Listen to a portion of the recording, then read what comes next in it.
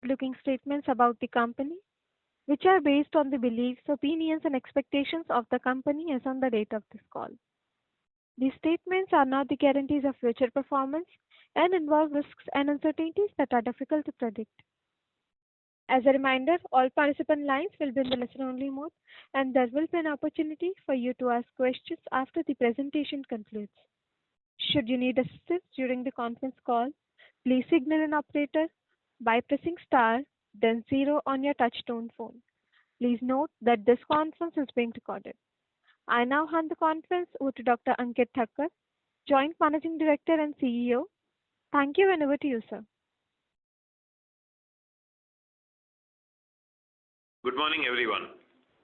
Thank you for joining us this Monday morning for Jupiter Hospital's earnings call for the 25-26 financial year. With me today are Shivasi Sen, our CFO, Suma Upparatti, our Company Secretary and Compliance Officer, and Aditya Gupta, our Senior Vice President of Corporate Affairs. I hope you had a chance to go through the investor presentation and financials we uploaded on the exchanges and our website. Before I get into the numbers, I'd like to take you through the year, what we accomplished and where we are headed. FY26 was, in many ways, a momentous year for us. The inauguration of Dombivli in February marked the fulfillment of a commitment.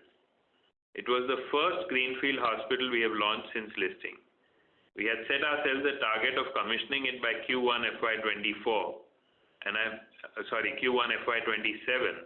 and I'm very pleased that we beat that and opened ahead of schedule. To give you a sense of the scale, we built 750,000 square feet, the entire superstructure for 500 beds, and completed fit-outs for approximately 300 beds, all in just over 24 months. And we did it without any cost escalations. On time, on budget, no surprises. The early response from doctors and the local community has been very encouraging. Accreditation and insurance empanelment processes are underway, and we remain confident about achieving the year 2 break-even that we guided to. Even as Dombivli ramps up, our other projects are moving along well. Pune South is on track to open in calendar year 28 as we had committed. Mira Road has completed its architectural drawings and is undergoing regulatory clearances. We expect excavation to begin by the end of the year. Dombivli, Pune South and Mira Road were all commitments we had made explicitly. BKC, however, is something a little different. BKC is one of the most prominent addresses in the country. Putting up a 400-bed quaternary care hospital on over 1 lakh square feet of land there is not just another hospital. It's a declaration that Jupiter is ready to compete at the very highest levels in India's most consequential healthcare market. But we will build it the way we build everything else. Patient-centric, clinically efficient, and with responsible capex. The goal from day one will be to earn the trust of patients who will have every option in the world available to them. With BKC in the pipeline, we are looking at approximately 1,700 new beds in this expansion cycle, taking our long-term capacity to nearly 3,000 beds. That's a network we believe will be genuinely differentiated and will cement our position as the leading hospital group in Western India. We are not trying to just grow fast, we are trying to grow right. Every project in our pipeline is greenfield. Each one is designed as a full-scale hub, not a spoke, not a satellite, but a flagship facility in its own right. Every one of them is in a densely populated urban geography in Mumbai and Pune. And we pretty much own all the real estate. This is an asset-heavy model by deliberate choice. We believe owned infrastructure gives us the stability of operations for the long-term value of what we are building. Across the 4 hospitals in this cycle, from Dombivli all the way to BKC, the 1,700 beds will come up at an average cost of around 1.5 crores per bed. A quick word on the balance sheet before moving to the P&L numbers. We deployed around 500 crores in capex this year, Dombivli, BKC land payment, ongoing Pune and Mira Road projects. And yet, on a net basis, we are still cash positive. The gross debt stood at around 500 crores, while the cash on hand was around 545 crores. This has been possible because of the strong operating cash flows coming in from our hospitals in Thane, Pune, and Indore. Our current view is that the internal accruals over the next 4 odd years, combined with debt at under 3 times EBITDA, should be sufficient to fund everything that we have announced. Now to the numbers. Total income for FY26 is 1499.8 crores, up 15.2% year-on-year. EBITDA came in at 343.3 crores, up 14.4%, with margins at 22.9%. PAT for the full year was 194.2 crores. For the quarter, the revenue was 387.8 crores, up 15.1%. EBITDA 89.2 crores, representing a 23% margin, and the PAT was 50.2 crores, up 11.5%. ARPOB grew 11.7% to 67,700. ALOS was 3.87 days, and the bed occupancy for the 3 pre-existing hospitals stood at 61.2%. Overall volumes were up 9.9% to 10.8 lakhs, with both OPA and IP numbers reporting growth. The insurance revenues now make up 55.4% of our revenue mix, while government stands at just 1%. Jupiter's had a strong year. We remain focused on where we are going and excited about what lies ahead. Thank you, and I'll now be happy to take questions. Thank you very much.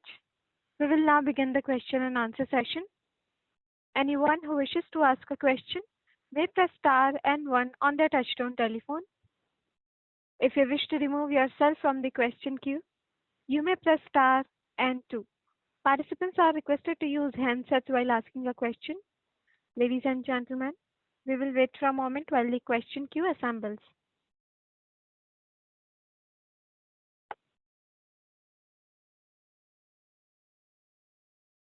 The first question is from the line of Kripa Shah from AS Capital. Please go ahead. Hello, sir. Thank you for the opportunity. So our first question is, so could you please help us understand how the recently commissioned hospital is ramping up in terms of occupancy and revenue contribution, and also by when we can expect the major insurance tie-up to be in the place? Good morning. So it's still very early days to talk about occupancy and numbers. We are just about 2 months into operation. So it is, the initial response, as I said, from the patients and the doctors quite eager to join the team has been quite good. The occupancy status we could probably meaningfully discuss in a quarter or 2 when we have had some time under the belt. The insurance tie-ups typically get linked to the accreditation, which needs at least 6 months of operational data before you can proceed with that. So we have started with the process of engaging both the accreditation NABH committees as well as the insurance, but it is likely to happen between 6 to 12 months. Okay, sir. Got it. So my second question, as the overall bed capacity increases from around 1,200 beds currently to nearly 2,900 beds over the next few years, how are we planning to manage the overall capex and funding requirement over the next 5 years? So our internal accruals that we'll generate over the next 5 years, along with some debt, as I said, with a currently self-imposed ceiling of 3 times of EBITDA, we believe that a combination of these two should take us over the line. Okay, sir. Thank you, sir. Thank you. Thank you. Before we take the next question, a reminder to all the participants, if you wish to ask a question, please press star and 1. We will take our next question from the line of Amey Chalke from JM Financial. Please go ahead. Yeah, thank you for taking my question and congrats on the good numbers. So I have first question, Ankit, on the unit-wise occupancy and ARPOB for full year at least can be provided. That would be helpful. Hi, Amey. So, Hi. for Thane, the occupancy has been around 75, Pune close to 65, and Indore between 45 and 50 because of the added capacity that we did last year. Sure. And going ahead, apart from Dombivli, for our base business, how should we look at it? Like Thane would be able to grow at 10%, driven by little bit of mix as well as some bit of volumes, or you think it would be lower than 10%? So Thane essentially should have inflation-linked growth at the current capacity, whatever the inflation number comes to. Right. Pune, as I said, still has headroom to grow in terms of capacity utilization as well. So Pune will have occupancy and inflation as a driver besides, of course, Indore, which will have all the drivers. Right. So for the base business, at least more than 10% growth should be possible, right, for next 2 years? I mean, and in the current war situation, I don't want to take a guess of how inflation will play out. But Right. Qualitatively, that is what I want to tell you, that Thane, inflation, Pune, inflation and occupancy, Indore, inflation, occupancy and case mix. Sure. And on the cost side, what are the metrics should we watch out? How the doctor cost, etc., is evolving in each of these regions? Are you facing any competitive pressure in any of these regions, which we should keep in mind? On the cost side, the only thing that I am watching out for very keenly is the depreciating rupee and the cost of capex. So that is kind of a national reality. So that is something, if the situation does not come under good control, threatens to really balloon. But apart from that, nothing really to say in terms of doctor costs. Some consumable costs, again linked to global supply chain disruptions, not meaningfully impacted yet, but those are some things on the cost side that we are watching out for. Sure. The last question I have is on the Mumbai asset. Like have we finalized the plan for how the capex and all would be funded, etc.? So qualitatively, what I just said earlier, back of the envelope, 3 times of EBITDA and internal accruals over the next 4 or 5 years should take us through the line of everything, including BKC and the other 2 projects. Detailed calculations, of course, we will do subsequently. Currently, the land, we are still, it has been allotted to us. We have paid some initial money, but it is still in the regulatory clearance and pre-possession formalities are underway with MMRDA. So once all of that happens, we'll sit down on the drawing board, figure out what the exact scope is before we can finalize specific capex numbers. So that 300 plus crore, which was initial amount, that has already been in our capex, right, for this year, or something is left for next year? No, we have paid 25% of the land cost as per the tender conditions. Okay. So remaining would be paid next year, or it will also be in a staggered manner? It should be paid in this financial year. Everything will be paid in this financial year. Sure. Thank you so much. I will join back. Thank you. Thank you. Next question is from the line of Riya Kulkarni from Pion Capital. Please go ahead. Hello, sir. Am I audible? Yes. Yes. Thanks. Thank you, sir, for this opportunity. I would like to ask a question on the Thane hospital expansion. So could you please provide an update on the approval process for the additional floor? Also, by when do you expect the approvals to come through and the expansion work to begin? So the approval processes are underway. We have received some interim approvals, but not final. That is why I have not specifically pointed it out. I can't really predict regulatory timelines, but I think sometime in this financial year, we should have the approvals with us. And once I have them, I will be happy to inform everyone about the exact scope and scale of expansion. Okay, sir. Understood. That answers my question. Thank you. Thank you. Thank you. A reminder to all the participants, anyone who wishes to ask a question may press star and 1.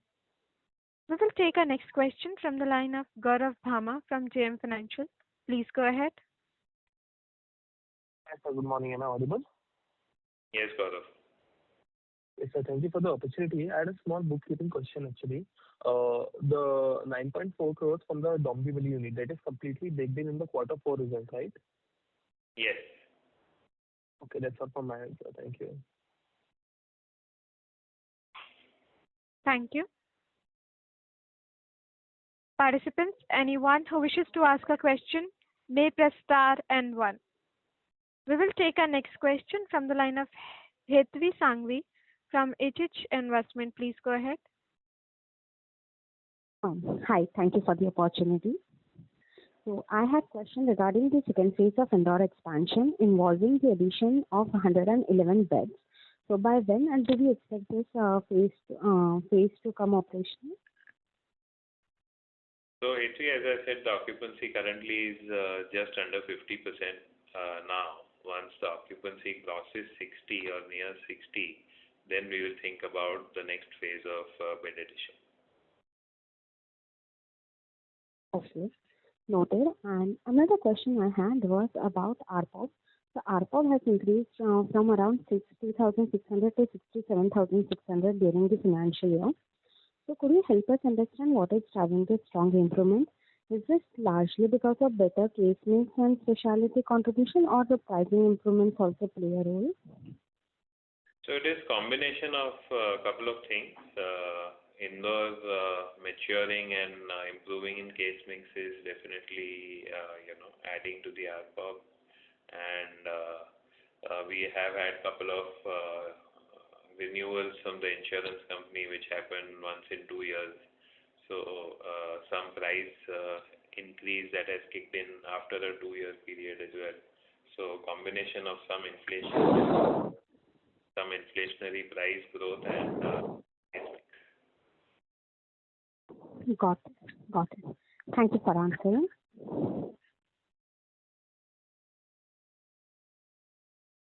Thank you. Participants, you may please press star and 1 to ask a question. Next question is from the line of Dikshant Gupta from Geojit PMS. Please go ahead. Good morning, sir, and thank you for the opportunity. So I just wanted to know what will be the EBITDA burn for Dombivli this year? So we have said between 2 to 3 crores a month on an average for the whole year. And by Q1 of FY28, can we expect an EBITDA breakeven? Around 20. Yeah, so end of 2 years we should expect an EBITDA breakeven.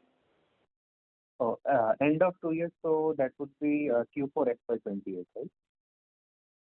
So 2 years of operations, 26 calendar year 26 we have started. So calendar year end of 27, 28 you should expect it. Okay. Thank you so much. That's all. Thank you. A reminder to all the participants, anyone who wishes to ask a question may press star and 1 now.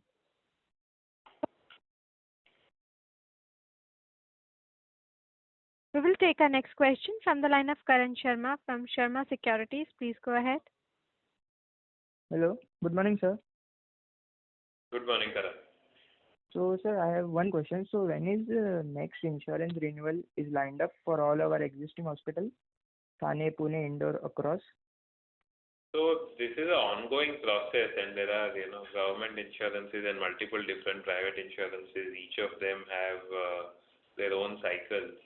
So essentially, every year there are a few contracts which are up from renewal. So there is no specific month or season in which all of them get renewed. So it's on a rolling basis. Yeah. So yes, you were saying something? No, I said it's on a rolling basis. There is no specific date. Okay, sir. Yeah. Thank you. Thank you. Thank you. Thank you. As there are no further questions from the participants, I now hand the conference back to the management for closing comments. I'm sorry, sir, we have questions. Can we take that? Yes, go ahead.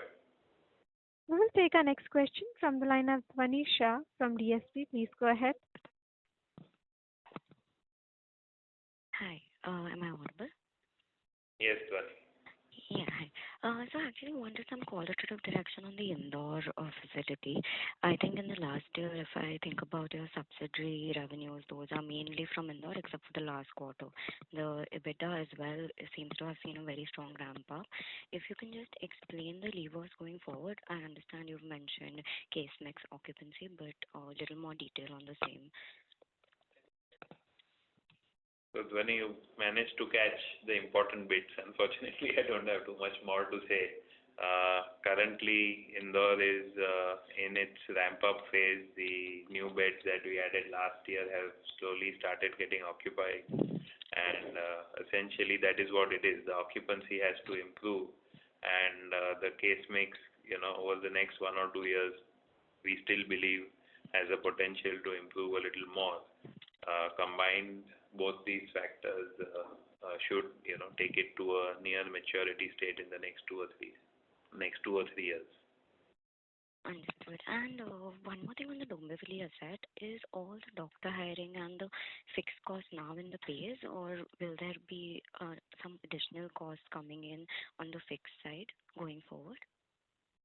So there will be some additional definitely coming in, though a large part of the team we have had in place for the launch.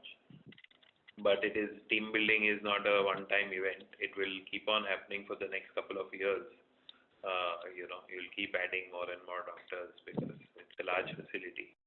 So I think you should expect more fixed costs. Understood. Okay. Thank you so much. Thank you.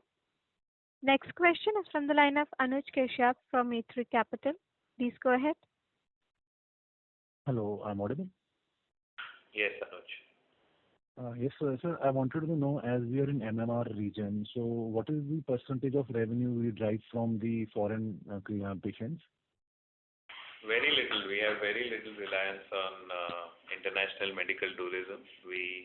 Predominantly, our model is catering to local residential communities, and all our hospitals are designed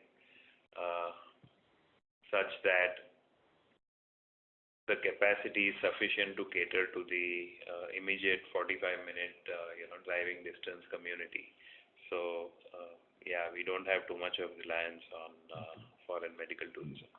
And sir, one more forward-looking question I have is, like, the central government is taking the initiative, like, to bring in more foreign patients as into our systems.